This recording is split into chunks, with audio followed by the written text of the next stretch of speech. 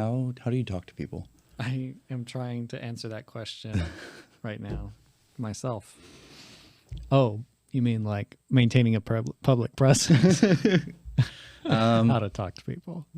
Hey, everyone. Dominick Fuentes here with Cody Williams here at MediaQuest. We're here to talk to you about another topic today for the MediaQuest podcast. Today, we're going to be talking about how to maintain a public presence and the importance of maintaining a public presence. Right.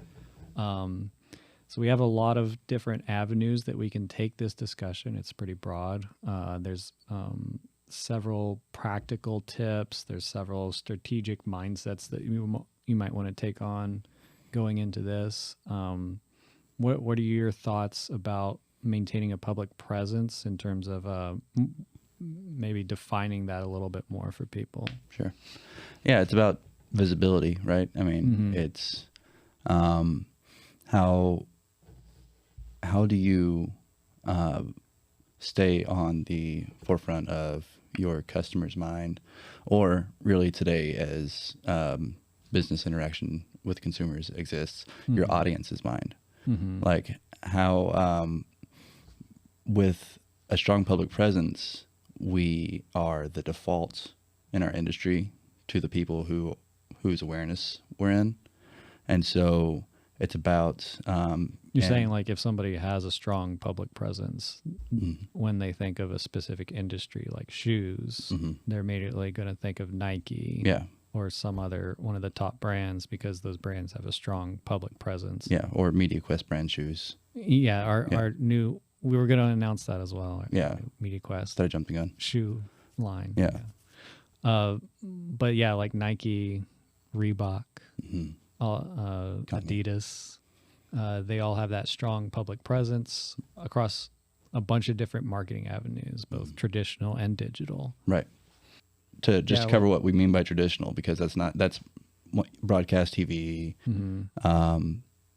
newspaper, billboards. Yeah. Even your curb appeal is going to be traditional marketing. Yeah, too. exactly. Make sure that you have a good first introduction for people that are visiting the location of your business. Right. And it's also going to, on the digital side of things, of course, cover social media and the type of content that you put out there for people on your brand, your different platforms, social media, Facebook, Instagram, TikTok now, as well as looking at your more deeper in the marketing funnel, like your website, as well as even your Google My Business profile of your local business that people are visiting, making sure that information is all accurate. That's all showing. It's both keeping you front of mind for people. The more places they see and touch and experience your brand, the more front of mind you're going to be with them, especially when they're considering your products or services for your industry. Having someone that's a member of your audience is like the first level of the funnel as it exists today. So in the marketing funnel, if you look at it at its bare bones, because you can always go into more detail, but the top of it's going to be the awareness level, where at the very top it's wide and you're catching as many people that would be your target market as possible. And then from awareness, they go into consideration, and they're comparing you against your competitors. They're looking at other solutions to their problems. They're assessing you more intently. They're like actually looking at your website, reading around, looking at different pages, maybe even visiting your business or asking friends about it, looking at reviews. And then from there, they're going into the decision-making part where it's either a yes or a no at this point. And if it's yes, you want to make it as streamlined as possible from that point. That's just an overview of what the marketing / sales funnel is. And so we're talking about maintaining a public presence. We're only considering that top part. Right. And the ways that you can make sure that you're capturing your target audience as best as possible, speaking to them, whether it's billboards or your social media posts. It's all going towards reinforcing that you're there, and at the same time showing that you're a company or organization that's very proactive, right, and and out there in the public square, and proud of what you have to offer to people. Yeah. You're reinforcing all those concepts just at a unconscious level with people when you have a strong public presence. Mm-hmm. Yeah. You become familiar to the people that you want to be familiar to, and naturally, for most of us, with familiarity comes trust and credibility, and so yeah, it just lends your business just by being around a more positive public perception. Right. Yeah. There's importance to actually seeing a brand multiple times and developing that trust for them. Because when you do have that public presence out there, you're wanting to have at least a baseline of quality and trustworthiness of the messaging that you're putting out there. Because you can certainly misstep and do some spoiling of your own brand if you're putting out the wrong, if it's a mismatch for your target audience. Yeah. Because at this point, there's a niche for almost anything. You just have to make sure that it fits your business model. And so when you're targeting your target audience, you're wanting to speak to them in a voice that in a tone and in a style of voice, and with the type of design choices for any media or graphics, all these things for your public presence. When you're putting it out there, you're keeping that target audience member in mind, because it can all be tailored for that unique individual to develop a sense of appreciation for your brand and trust, and that connection, because you're using the types of wording and metaphors and things to explain who you are, that you're explaining your backstory that they can relate to. All these things help them to feel like they know you better and that they can relate to you as a brand. And it sets you apart from all the other brands out there that are seeking their attention that don't have that connection with them on a personal level. So that's traditional and social media that we've most been talking about. There's also for people who are, in the market searching. So let's say you Google or Bing somebody. Do you is SEO, search engine optimization? It's evolved a lot, right? Yeah, search engine optimization has changed over the past 20 years dramatically. There's a lot of tactics that you were able to use 10 years ago that would have been the top of the line tactics of the time that are almost guaranteeing your success. And if you do those same exact things today, they're going to have the opposite effect, because Google's search engine algorithms have shifted so much that they're actually, if you're doing something like keyword stuffing, where you're just throwing a bunch of industry terms nonsensically into your website, Right.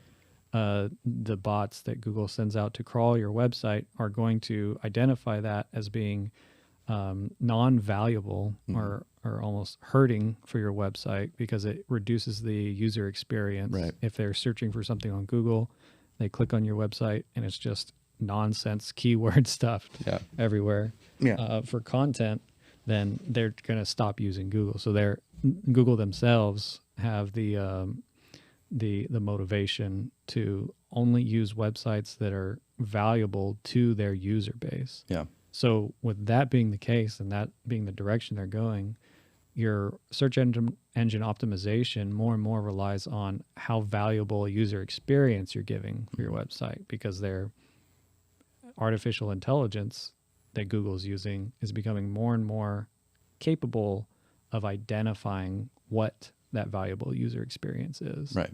And that ties into your maintaining your public presence, because near that top of the funnel, as soon as people hear about you, that next step to move them into consideration is their first impression when they arrive on your website. Right. That's going to be a big deal. Their first impression when they do a Google Map search and your business profile shows up on there, and all the information that's there, the media that's associated with it, pictures and such, their first impression they get from both of those things, your Maps profile and your website, are going to play a big role in maintaining that public presence.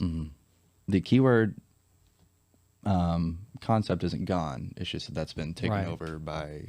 Yeah. So the keyword is more, there's more merged with the idea of that user experience, because it's more in line with how people actually search for things. So when you're looking at keywords, you're wanting to make sure, because even when you go to a website and you're looking for, you know, a specific type of lens on your pair of glasses, if you want to make sure that they're polarized lenses or whatever, that in your own head you have a keyword already logged, and you're looking for that keyword as you're scanning through the description of these sunglasses. Do I see polarized lenses? Oh, there it is. Yeah. So the way the algorithms are working now, they're more trying to interface in the same way that our own minds are sorting through information, since we're having to do it at such a large scale here now in the state we're in the information age, with how much is out there.